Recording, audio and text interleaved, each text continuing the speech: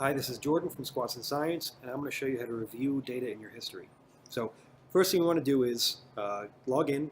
Without logging in, you can't store anything in history. Everything is in workout and will only stay temporarily. So make sure, if you want your data permanently, log in. You can also connect to your OpenBarbell device, but right now we're not going to use that. We're just going to go and look at old data. So this is the data associated with this account. A lot of it's just test data. So you'll see some things are not logged. First thing I want to show you is the date.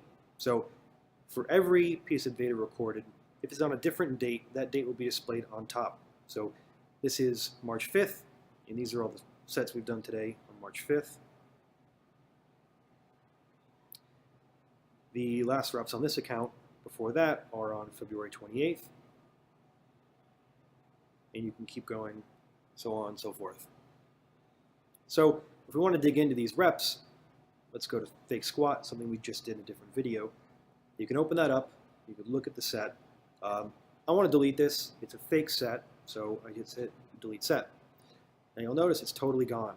Usually when we delete data, it's kept there so you can undelete it. Well, it isn't totally gone. It's still there. If we want to show it, you just go to settings, and at the bottom you can show deleted sets and reps in history. Go back to my history. And here we see our deleted fake squat set. I can hit restore, and then if I want, I can go to my settings, turn off show deleted sets, and that'll give me a cleaner look again. So when you're done, let's say editing your history, maybe filling out things you haven't filled out before, you can go and export CSV. So I want to go to my settings, and you'll see where I'm logged in, I hit download my data.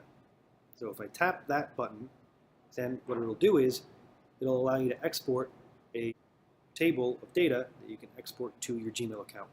So then you go to your Google Drive and you'll see a file with all of your workout history there waiting for you. So that's how you go into your workout history in OpenBarbell.